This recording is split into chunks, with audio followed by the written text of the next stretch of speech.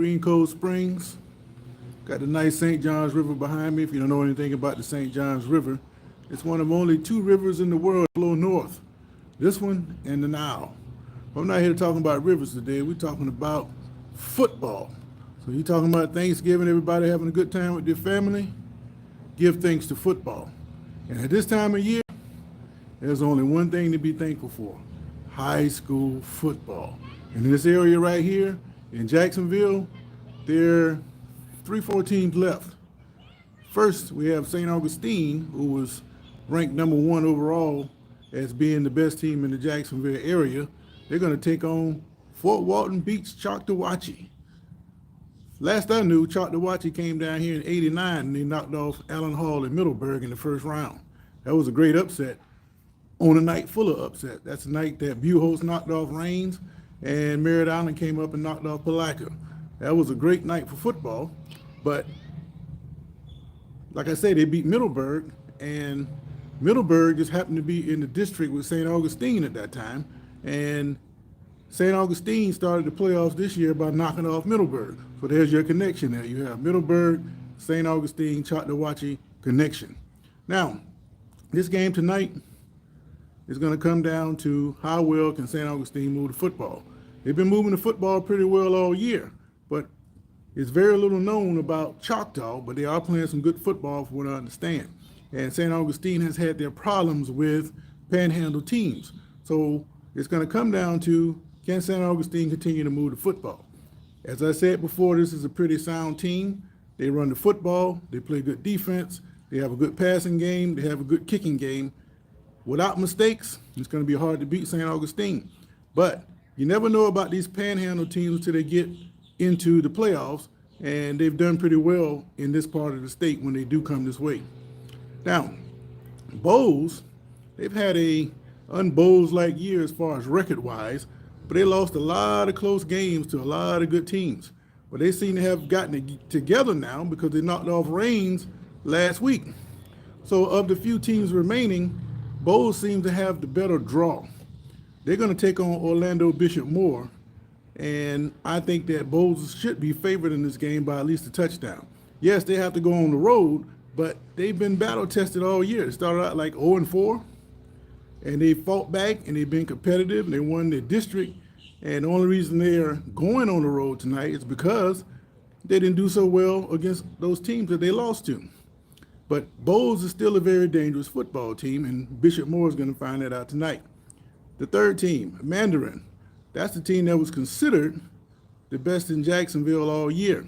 But they got it together after losing the Bartram Trail. They've gone to Orlando. They exacted the loss that they had against Lake Mary. They avenged that one. They are playing Sanford Seminole tonight, an opponent they are familiar with, but this time on the road. But they don't seem to be too concerned about Seminole. Seminole is not hitting on all cylinders like they have been, and the district and the region that they're coming from, it's been pretty much dominated by Lake Mary. If you know anything about Lake Mary Sanford area, those two are rival schools, and they always play tough against each other. But Mandarin seems to have the number on Sanford Seminole, and I expect them to come out with their victory tonight.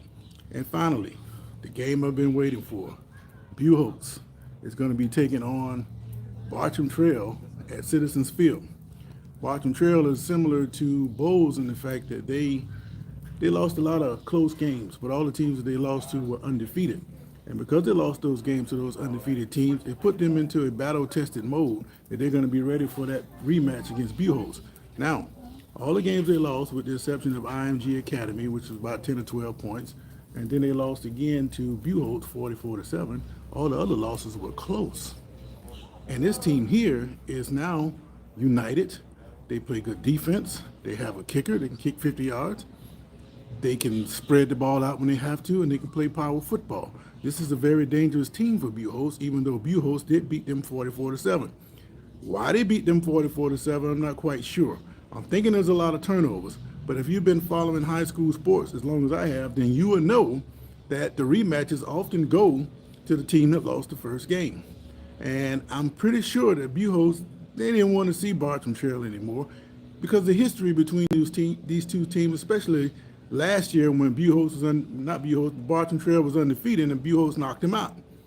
They're going to be at a fever pitch tonight. It's going to be a rivalry atmosphere, and the weather's supposed to clear, and expect a real good football game. But I think if it comes down to a kick by either teams, because both teams have great field goal kickers, Bartram Trail kicker kicked a 53-yarder early in the year, and Buchholz kicker kicked a 45-yarder in the first round of the playoff. So either one of these kickers can make a game-winning kick. Can they handle the pressure is the question. So it's going to come down to that. I don't know if I can make it tonight, but I would love to be in the seat to see Bartram Trail take on Buchholz. But as far as that, there are no more pretenders in Florida high school football. Everybody that's still playing are good football teams, and they deserve to be there, and there's going to be some great games.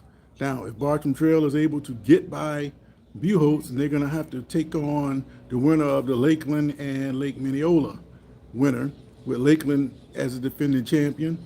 St. Augustine, if they were to get by Choctaw, they're going to be facing the winner of Ocala Vanguard and last year's state champion, Lake Wales. So a lot to play for. A lot of good football is going to go down. So as you keep tuned, I will keep you posted on what's going on in Florida high school football. This is Sports for Real.